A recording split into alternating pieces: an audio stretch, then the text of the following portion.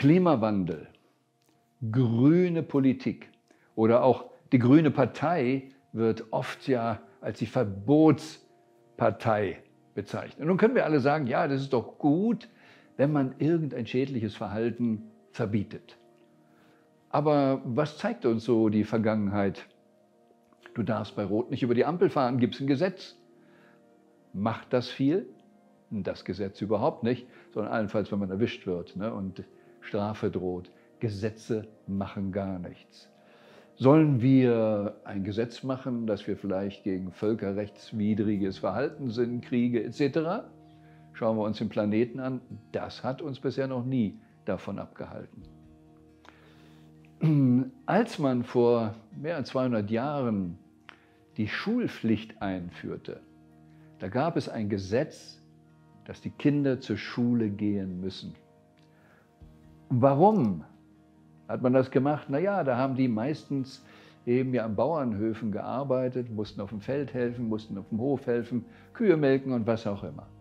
Und deshalb hatten die Bauern, die so ein Business hatten, kein Interesse, dass die Kinder weg sind, nicht mitarbeiten in der Schule.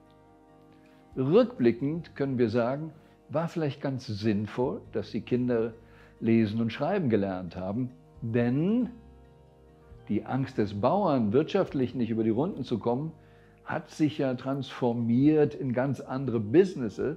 Und während früher ein Großteil der Bevölkerung eben auf dem Feld oder als Farmer gearbeitet hat, sind es heute noch nur geringe Prozentsätze, vielleicht 2% der Bevölkerung, die das machen und ganz andere Technologien zur Verfügung haben, dass Kinderarbeit nicht mehr gebraucht wird. Aber hat man damals ein Gesetz gemacht, wir verbieten, dass Kinder melken? Nein, man hat etwas für Fortschritt gemacht und gesagt, wir machen ein Gesetz, dass du dem Fortschritt dienen musst. Was helfen uns also heute, wenn wir wieder in die grüne Technologie kommen? Alle Verbote, das darfst du nicht mehr, das darfst du nicht mehr, das darfst du nicht mehr.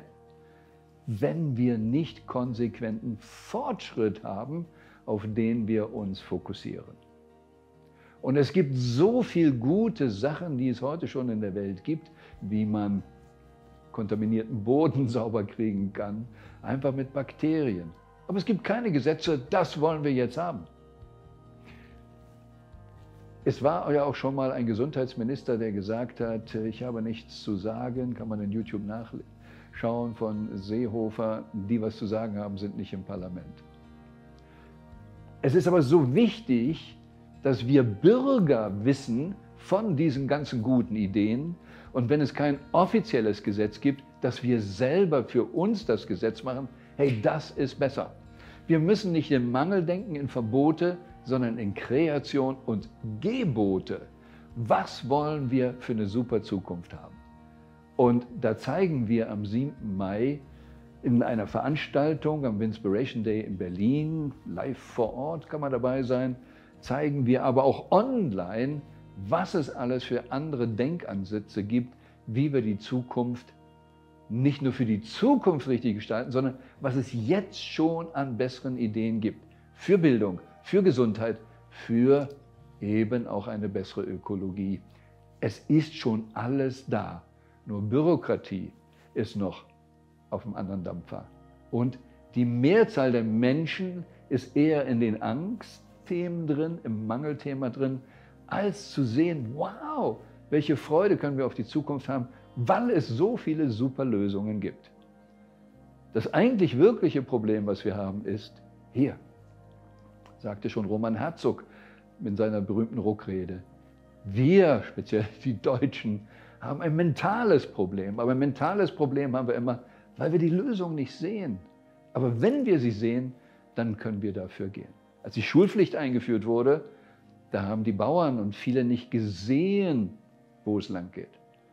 Aber es gibt vieles, was wir sehen. Und Millennials, die Kinder, die teilweise von der alten Wirtschaft als, naja, die funktionieren nicht so, werden teilweise falsch eingeschätzt, weil sie vieles schon richtiger sehen, was man gestalten könnte. Also, bleiben wir da. Millennials verstehen, Zukunftstechnologien sehen am Winspiration Day online dabei sein.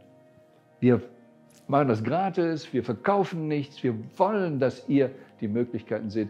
Das, was wir erbitten, sind 7 € Spende fürs christliche Kinder- und Jugendhilfswerk, die Arche, die an dem Tag auch noch den Winspiration Award bekommt, weil sie so viel Gutes tut, was der Staat alleine nicht schafft. Also sei dabei und wirke mit.